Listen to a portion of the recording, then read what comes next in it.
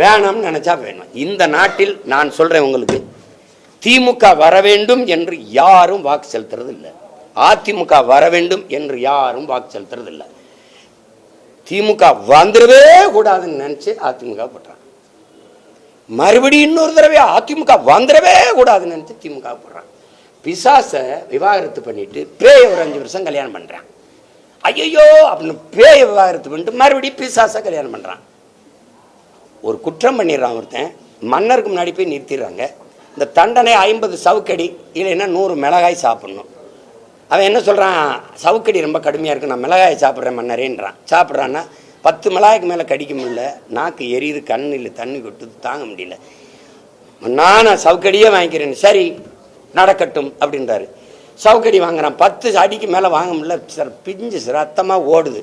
மண்ணா என்னால் முடியலை, நான் மறுபடியும் மிளகாயே சாப்பிட்றேன். 5 வருஷத்துக்கு ஒரு தடவை மிளகாய் கடி, 5 வருஷத்துக்கு ஒரு தடவை சவுக்கடி. இதான் என் இனத்துக்கு கிடைச்சிருக்கிற. புரியுதா உங்களுக்கு?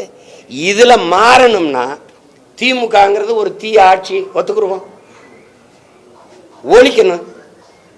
யாரை வச்சுன்னு சொல்லுங்க. தீமையை எப்படி தீமையை வச்சு ஒழிப்பீங்க? நபிகளார்கிட்ட போய் தீமையை எப்படி ஒழிப்பீங்கன்னு கேட்கும்போது நபிகள் நாயகம் அலைஹிஸ்ஸலாம் அவர்கள் சொன்னது, நபி தீமையை நன்மையை வச்சு தாண்டா ஒழிப்பேன், நேர்மையை வச்சு தாண்டா ஒழிப்பேன். திமுகவை அதிமுக வச்சு இப்படி ஒழிப்பீங்க, அப்புறம் இந்த தீமையை எந்த தீமையை வச்சு ஒழிப்பீங்க? நெருப்பை வச்சு எப்படி அனுப்பிங்க? ஒரு தண்ணி வேணும்ல, அது யாரு?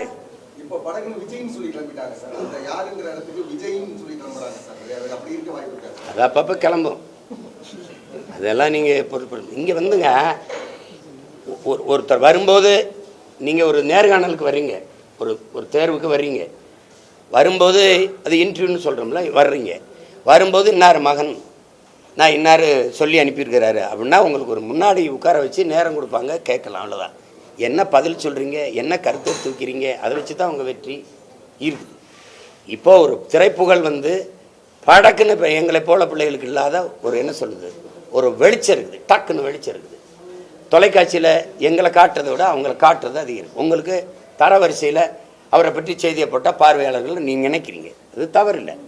ஆனால் அவர் என்ன தத்துவத்தை வச்சு எந்த பிரச்சனைகளுக்கு மக்களுக்காக நின்று எவ்வளவு தூரம் யாராக இருந்தாலும் நின்று போராடுறத வச்சு தான் அரசியல் எதிர்காலம் இருக்குது.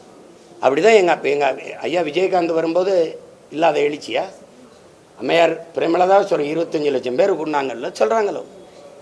தொடர்ந்து அவரால் போக முடியாமல் எங்கே கூட்டணிக்குள்ளே போனாரோ அப்போ அந்த வாக்கு விழுக்காடு 10.5 வச்சிருந்தவர் சரசரன்னு சரிஞ்சிட்டது.